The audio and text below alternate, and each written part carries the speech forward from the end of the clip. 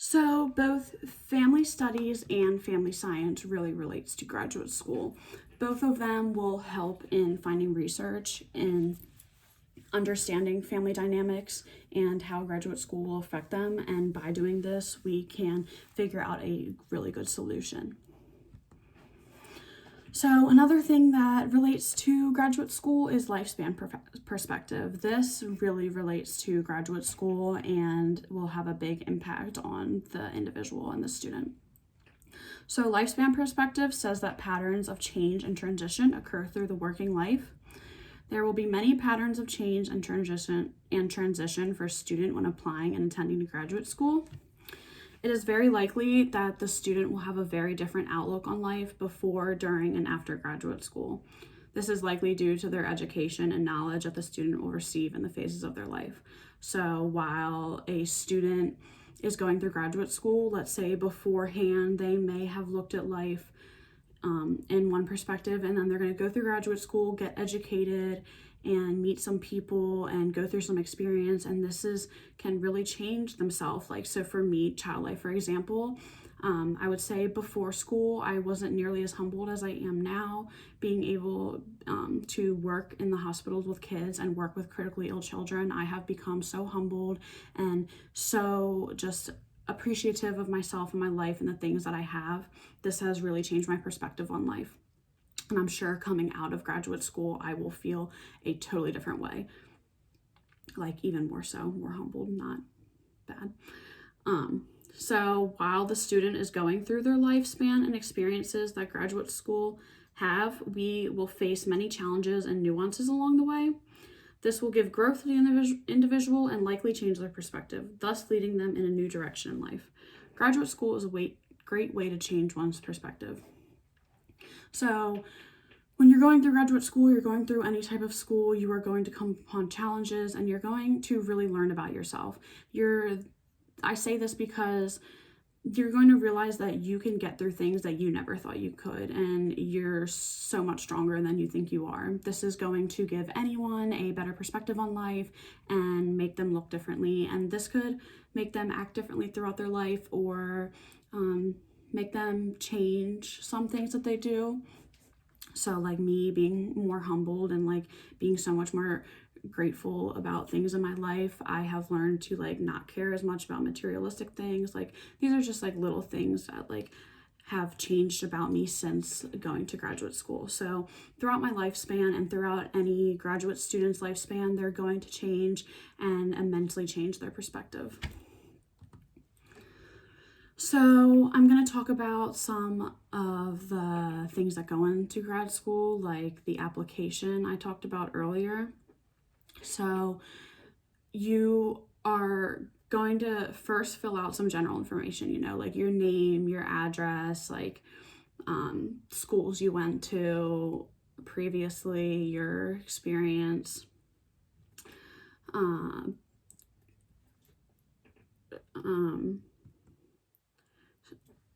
Also start building your resume early. You want to have time to forge relationships so you can have strong reference writers, obtain a lot of relevant work experience. So this is very important because a lot of places want to see that you have done the work and you have been proactive in going out and trying to get yourself a job. And not even just a job. When I say job, I mean like internships and volunteering works too. So for example, I will use Child Life. Child Life requires like I would say 250 hours of volunteer work for graduate school. Like they really won't even look at you unless you have about 150 hours. So I would say to reach above and beyond, so try to get 250 hours and try to stand out above the other people. So there are a lot of pressures that go along with graduate school. It is timely and stressful. Trying to get a good GPA, the finances can be insane, and the acceptance rate is very scary. So first we'll talk about how it is timely and stressful. The timeliness, so many graduate applications have a deadline. Mine, for example, is January 15th. So I would say give yourself about 6 months ahead of time, like, to start your application. Like, open the application and get it started and see what your graduate school recommends early, like 6 months ahead of time at least. Give yourself to complete your graduate school application. You are going to want to take your time with it. You don't want to rush through it. You want to make sure that everything is perfect and professional and exactly how you want it to be. This is very stressful because most people with this are going to be perfectionists, and submitting it is terrifying, and you just want to make sure that every little piece and aspect is perfect. So the GPA is terrifying because a lot of schools it can range a lot. So some schools you only need like a 2.5 to get into their graduate program, where other schools you need like a 3.5, which is a lot harder to obtain than most people think. I was super happy when I found out that I had a 3.4 until my advisor quickly shut me down and said, like, I probably wouldn't be too proud until you get a 3.7. So now I'm striving higher, and I don't think that's a bad thing. I think everyone should strive to be better. I think you should try to beat yourself, like be better than you were the day before. So a 3.0 is like your average, like baseline GPA that you want to meet. Like, you don't want below a 3.0. Many grad schools, although some do take below, that's not frequent. That's not the average school. The average school is going to want better, and overall you should just want to do better for yourself. Finances are huge. This is one of the biggest things people take into consideration when thinking about doing a higher education. So tuition alone can be 6 figures, but when you think about it, you could do social exchange theory and think about your costs and rewards. Like, yeah, you might be losing that money right now, but when you come out, and there are like jobs that are more than likely going to give you well above that, and it will pay you right back for the money that you spent in grad school. So not only do you pay for tuition, but first you have an application fee. Like, to even apply for graduate school, you have a small fee that you have to pay. And then you pay for your tuition, and then you have to get all your books. And everyone knows that books are not cheap. You can use resources and do things like Chegg or Amazon and try to find books for cheaper, or see if your professor will allow you to get a lower edition. Like, say your class calls for the 4th edition, you can ask your teacher and see if you can get the 3rd or 2nd edition. A lot of times this will be so much cheaper, and the book really isn't any different at all. Maybe just the page numbers. And so the average graduate school tuition and fees were $16,435 per year in 2012 and 2013. Students who pursued graduate and professional degrees account for 40% of the $1.5 trillion of the outstanding national student loan debt. The student loan debt is getting insane. So many people need some type of financial aid. Financial aid is funding that is available exclusively to students attending post-secondary educational institutions in the U.S. This is something that the U.S. provides for college students exclusively, but it is so needed, and I would say more than half of people will be using some type of financial aid. This can be loans, grants, having to pay back their parents. Like, a lot of it, I would say only about 20% of college tuition is paid out of pocket, and that is money that the student earned. a lot of it the student is going to have to pay back in the future. Graduate degrees are getting more expensive. From 1989 to 2014, the average debt levels of borrowers with a graduate degree more than quadrupled, from under 10,000 to more than 40,000. Graduate degrees are only getting more expensive. This is something you really need to weigh out when thinking about, but you also want to consider that when you come out, you will be making more than likely. Acceptance rate. This is stressful for a lot of students. This is insanely stressful for me. So some schools have an acceptance rate of nearly 100%. They will basically take anyone, and then there's other schools who, like Harvard or Yale, for instance, who will only not even take like 5% of people. Like, it can be so competitive and so hard. That's why you need to do the things to stand out above other people. So for me personally, the acceptance rate for Child Life is very low. The program itself only takes a few students every semester, and I know a lot of students apply, but not as many as like another program, Child Life Specialists.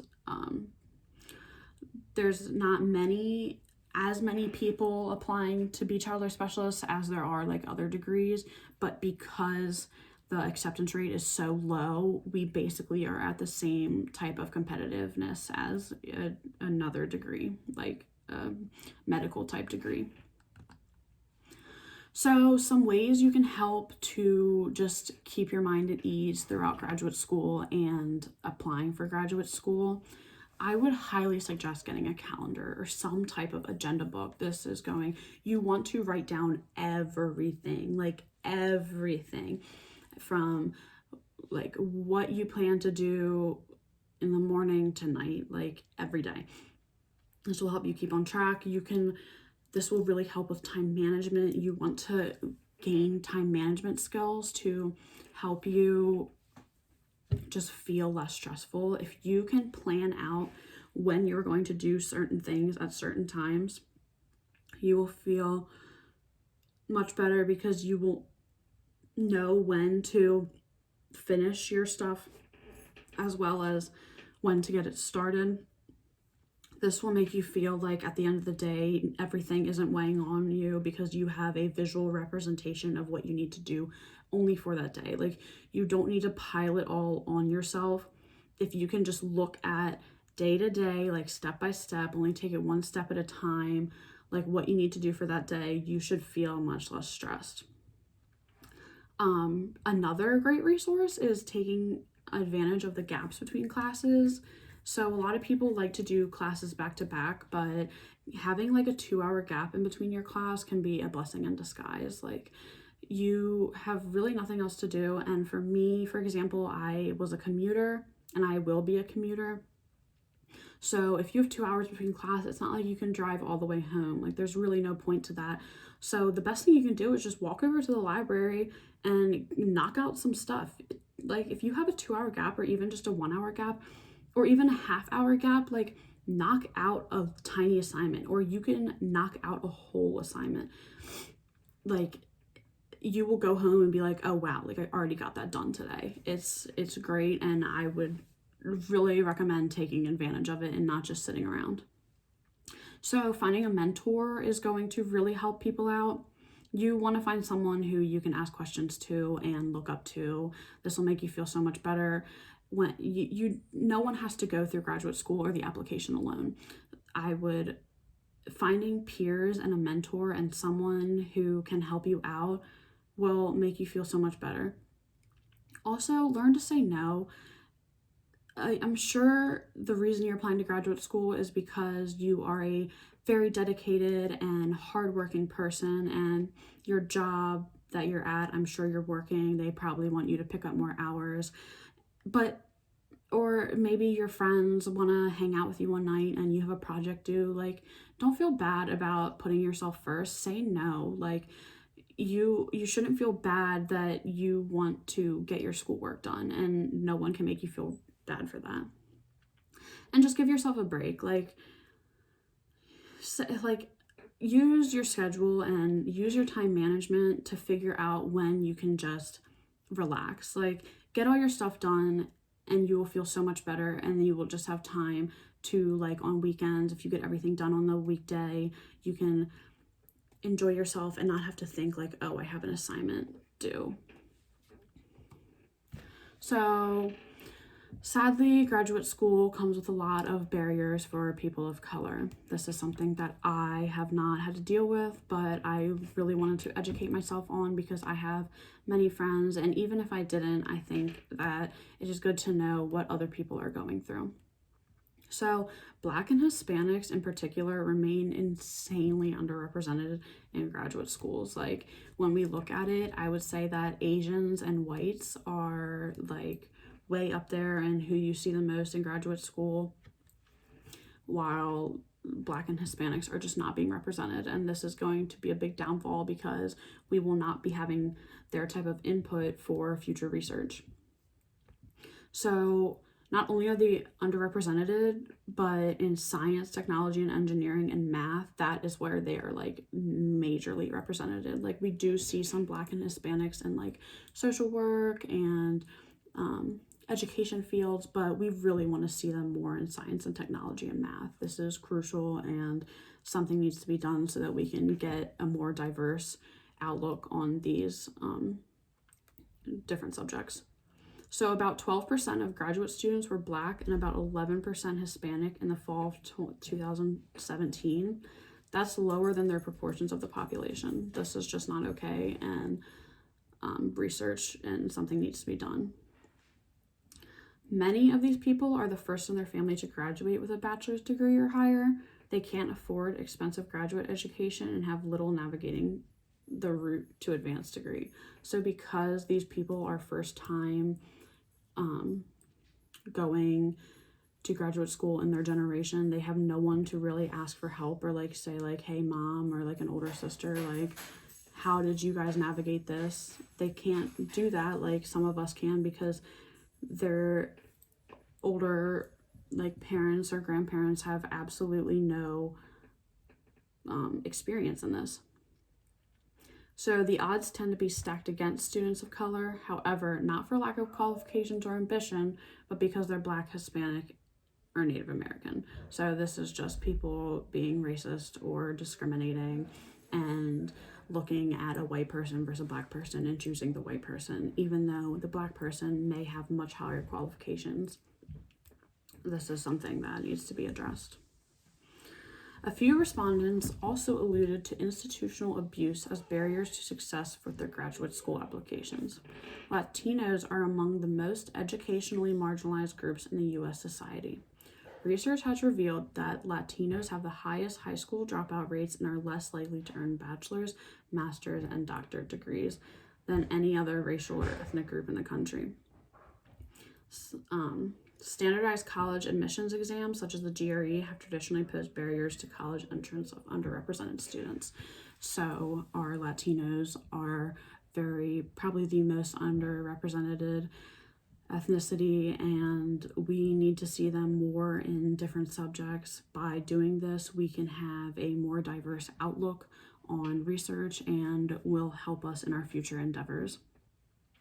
The GRE has been said to have many skewed questions in them that make it so that people of color are not able to answer them correctly, or they're worded in a way that people of color are going to not get points for it, and thus consequently not getting them into graduate school, which is not fair at all, because I'm sure that they have answered everything just fine and have the same exact qualifications, if not better, than their white and Asian counterparts.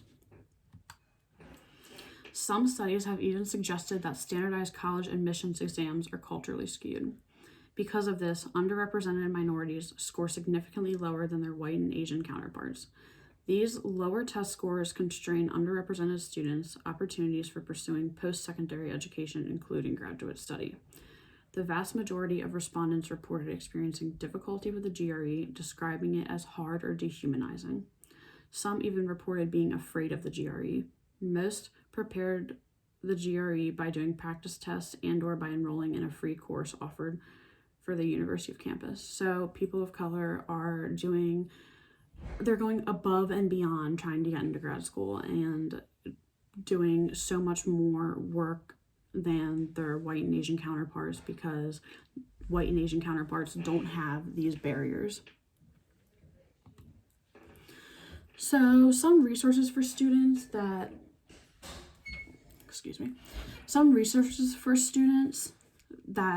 they like you should utilize, and it would be an inconvenience to not use these tools and resources because your school offers them to you. So why not use them? So some of them are your library. Use your library. Like, why would you not use your library? You should utilize this tool that your school is giving you. In the library, not only can you use the resources like the computers and the books, but use your librarian. The librarian will help you, and they normally have like Towson has the writing center. Like, that is a tool that you should be using. There's no reason not to. It will only help you. It's not going to harm you in any way. Another thing is using your advisors and professors. Your advisor has the records and knowledge to know like what path you should be on, and more than likely they want to help you. And professors want nothing more than to see their students succeed. So if you go to your professor with a question, they're not going to like dumb you down. They're going to just help you and give you more resources. Clubs and organizations are a great resource. They have clubs such as clubs of inclusion. This could be like clubs for people of color, or clubs for disabilities, or LGBTQ clubs and organizations that will make people feel more included and give them even more resources as to how they can feel better on campus and be better academically. This is awesome to use for anyone who may need it, and this could boost your mental health easily, which will in turn boost your academic performance. Financial aid is almost everyone needs it, and it's very helpful, and you should use it if you need to. Many schools offer it, and it's a great help for anyone and can be the reason why someone is able to go to graduate school. So the change I want to facilitate after everyone has watched my video is just knowing to get ahead of the game and how to apply to graduate school and how to get through graduate school with a little bit more of ease. I want people to better understand some of the resources that they can use and why graduate school is so important to the field of family studies, family science, family life education methodology, how graduate school is so impactful on people. I want this to be able to let people know to use their resources and get started early, and by doing this they will feel less stressed. And even for those who aren't going to graduate school, you have more insight in the process, and you can help a family or friend who is going to be applying. It's just good, it's just good information to know, especially for a student. So some questions to think about is, do I want to apply to graduate school? And does the career I want need graduate school? There are so many careers that you don't even need to apply for graduate school, so don't put yourself through the stress if you don't have to do it. Look and research and do your research and see if you even need it. If you don't, then don't worry about it. Do I have the money to go to graduate school? Finances is huge, like we talked about, and if you don't have the finances, then don't overload yourself and get rid of the money that you don't have. Like, you can take a year or two off and work and like really work to get some money, and this can help you with graduate school, and then you come out and make more money. Do I have what it takes to complete graduate school, and am I dedicated enough? If you do not have the dedication and you are not absolutely sure about going to graduate school, then don't do it, because graduate school is no joke and the professors are not gonna waste their time. Like, you need to be dedicated. This is something that's so important, and like, if you're just not going to be able to get through graduate school if you don't have the dedication. You really need to want it. This is the only way you're going to be able to have the motivation to do the work to get there. And am I qualified? If not, what do I need to do to become qualified? So some of the qualifications would be, do I have enough experience? Like, do I have, like, so for child life, say I had absolutely no volunteer hours, right away you're not qualified. You need to get those hours. So all of this could probably be done in a year. So like, say, I need, in order to be qualified, I need volunteer hours. Okay, well, if you do a year's worth of volunteer hours, you can rack up enough to be qualified for the next year. Or like, do I not have any references? Okay, well then do some work or apply to some places and forge stronger bonds with people and get those references. This can be done in a year, and then you can apply to graduate school the following semester.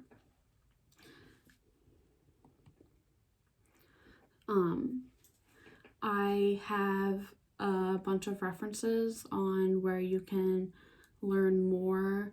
This will be provided in a PowerPoint, and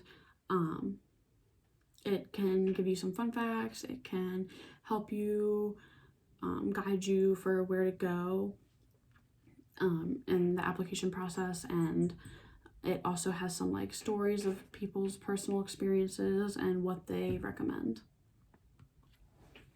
So thank you so much. I hope that you have learned about graduate school and enjoyed my video.